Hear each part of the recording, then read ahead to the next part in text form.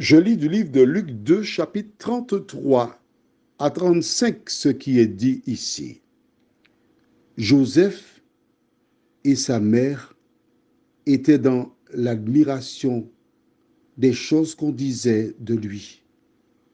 Siméon les bénit et dit à Marie, sa mère, « Voici, cet enfant est destiné à amener la chute et le relèvement de plusieurs en Israël, et à devenir un signe qui provoquera la contradiction, et à toi-même une épée te transpercera l'âme, afin que les pensées de beaucoup de cœurs soient dévoilées. »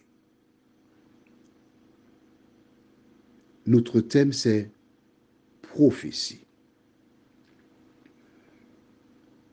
Seigneur, je reconnais que cet homme a été divinement informé par le Saint-Esprit. Je reconnais que ce n'est pas de lui-même qu'il a parlé.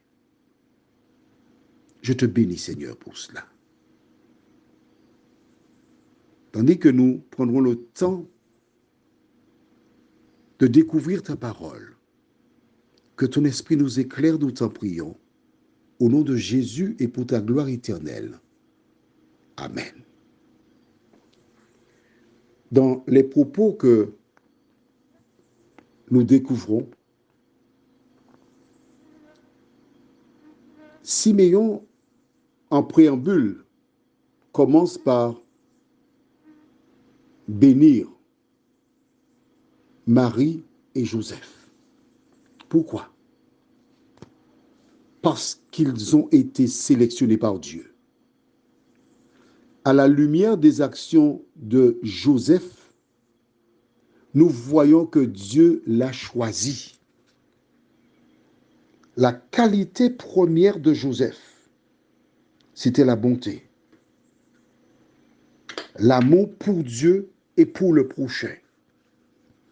Car quand Marie annonça qu'elle était enceinte, il fit ce que n'importe quel homme ferait, déposer Marie, parce qu'elle lui racontait des mensonges.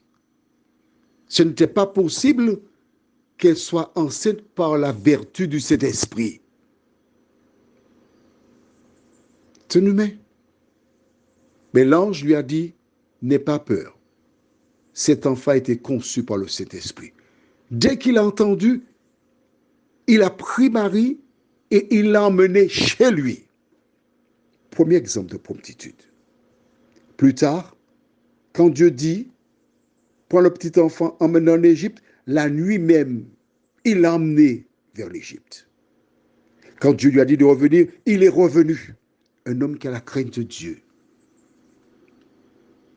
Pour l'encourager et le fortifier, Siméon l'a béni, ainsi que Marie, qui avait accepté la mission divine.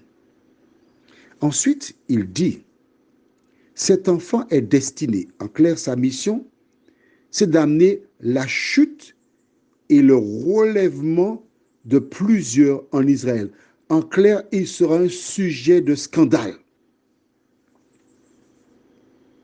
Pourquoi? Des années plus tard,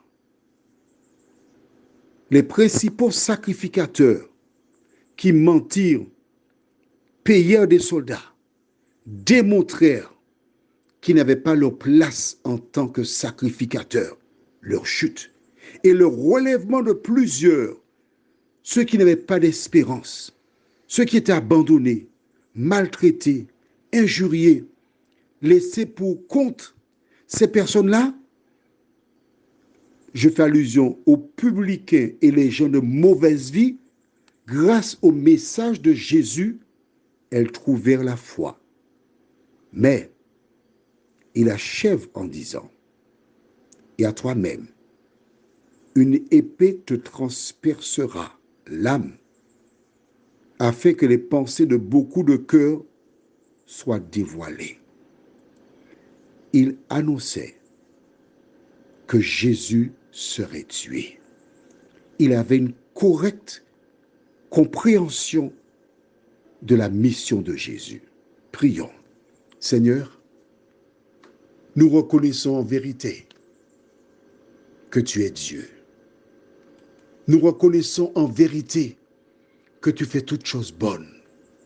Nous reconnaissons en vérité que tu as parlé à travers Siméon. Il y avait d'autres hommes, mais ils n'étaient pas en communion avec toi. Les principaux sacrificateurs qui entraient dans le temple, dans le lieu saint, en passant par les parvis, tu ne leur as pas révélé cela parce qu'ils n'étaient pas en quête de la vérité. Aide-nous, Seigneur, à rechercher la vérité, à vivre pour toi, nous t'en prions, au nom de Jésus pour ta gloire éternelle. Amen. Je te souhaite une bonne journée.